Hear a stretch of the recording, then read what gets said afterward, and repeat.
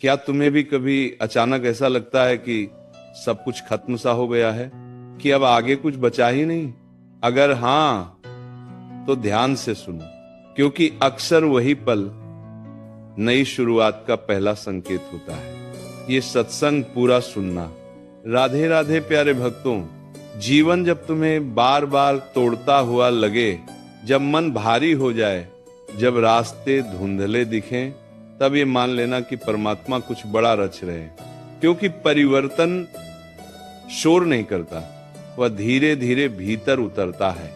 कभी सोचा है, अच्छा समय आने से पहले जीवन इतना मुश्किल क्यों हो जाता है? श्री कृष्ण कहते हैं, जब आत्मा को ऊंचा उठाना होता है तो पहले उसे गहराई में उतारा जाता है। सबसे पहला संकेत होता है अकेलापन। भीड़ में बैठे हो, फिर भी मन खाली है। लोग आसपास हैं, फिर भी भीतर कोई नहीं। क्या तुम्हारे साथ ऐसा हो रहा है? डरना मत, ये दंड नहीं है, यह चयन है। ईश्वर जब किसी को विशेष बनाता है तो पहले उसे अकेला करता है। क्यों? ताकि तुम दूसरों की आवाज से नहीं, अपनी आत्मा की आवाज से चलना सीखो। दूसरा संकेत होता है हर काम में रुकावट। मेहनत कर रहे हो, फिर भी परिणाम नहीं। सही रास्ते पर हो, फिर भी ठोकर। मन पूछता है, मैं ही क्यों? लेकिन गीता कहती है, जब पुरानी व्यवस्था टूटती है तभी नई व्यवस्था बनती है। जो चीजें गिर रही हैं वो नुकसान नहीं थी, वो रास्ता साफ कर रही है। कभी ध्यान दिया है, कुछ लोग अचानक दूर हो जाते हैं, कुछ रिश्ते बिना वजह टूट जाते हैं। ये संयोग नहीं, श्री कृष्ण कहते हैं, जो तुम्हारी अगली यात्रा में साथ नहीं चल सकते, उन्हें रास्ते में ही हटा दिया जाता है। तीसरा संकेत होता है तुम भीतर की ओर मुड़ने लगते हो। पहले दुनिया बदलनी थी, अब खुद को समझना चाहते हो। पहले शिकायत थी, अब सवाल है। ये बहुत बड़ा परिवर्तन है, क्योंकि जो व्यक्ति खुद को समझने लगता है उसका जीवन अपने आप बदलने लगता है। क्या तुम्हें भी अब शोर से ज्यादा शांति पसंद आने लगी है? अगर हां, तो समझ लो तुम सही दिशा में हो। एक और संकेत आता है, पुराने दर्द याद आने लगते हैं। पुरानी बातें, पुराने घाव, पुरानी गलतियां। मन कहता है, ये सब फिर क्यों? क्योंकि ये सफाई है।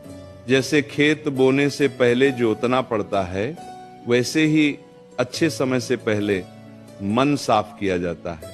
तुम कमजोर नहीं हो रहे, तुम हल्के हो रहे हो। धीरे धीरे तुम्हें महसूस होगा, तुम्हारी सहन शक्ति बढ़ रही है। जो बात पहले रुला देती थी, अब वही बात शांत कर देती है। सोचो जरा, लोग वही हैं, हालात वही हैं, तो बदलाव कहाँ आया? तुम्हारे भीतर। श्री कृष्ण कहते हैं, जिस दिन मनुष्य प्रतिक्रिया छोड़ देता है, उस दिन उसका उत्थान शुरू हो जाता है। एक और गहरा संकेत होता है बिना कारण मन में विश्वास आना। कोई वजह नहीं, कोई गारंटी नहीं, फिर भी भीतर से आवाज आती है, सब ठीक हो जाएगा। ये कल्पना नहीं, ये ईश्वर की फुसफुसाहट है। जब भगवान तुम्हें संभालते हैं तो पहले तुम्हें भरोसा देते हैं। कभी ऐसा भी होगा कि लोग तुम्हें गलत समझने लगेंगे, तुम्हारा मौन उन्हें खटकने लगेगा, तुम्हारी दूरी उन्हें चुभने लगेगी। क्यों? क्योंकि तुम्हारा स्तर बदल रहा है। जो नीचे खड़े होते हैं उन्हें ऊपर का दृश्य समझ नहीं आता।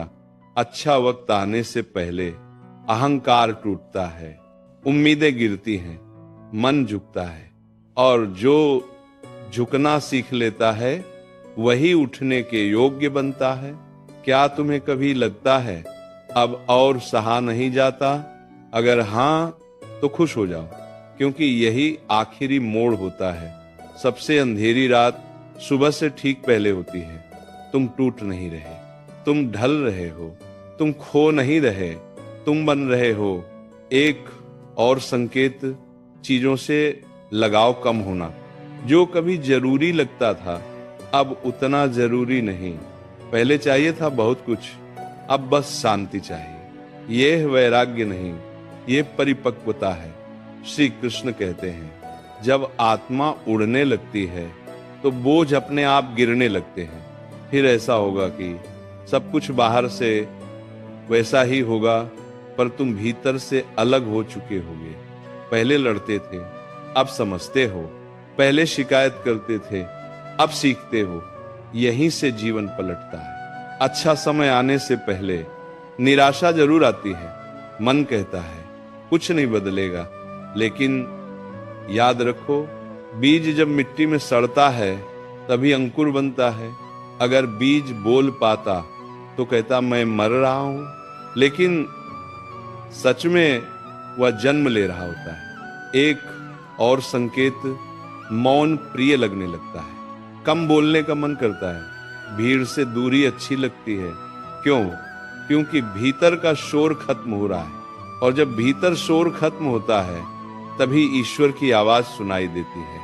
धीरे धीरे तुम्हें फर्क पड़ना कम हो जाएगा कि लोग क्या सोचते हैं। ये लापरवाही नहीं, ये स्वतंत्रता है। जो दूसरों की राय से मुक्त हो जाता है वही अपने भाग्य का निर्माता बनता है। अच्छा वक्त आने से पहले जीवन सहारे छीन लेता है, ताकि तुम जान सको तुम खुद ही पर्याप्त हो। जब तक तुम किसी और पर टिके रहते हो तब तक तुम्हारी असली शक्ति सोई रहती है। एक और संकेत, तुम खुद से सवाल करने लगते हो, क्या मैं सही रास्ते पर हूं? बहुत अच्छा।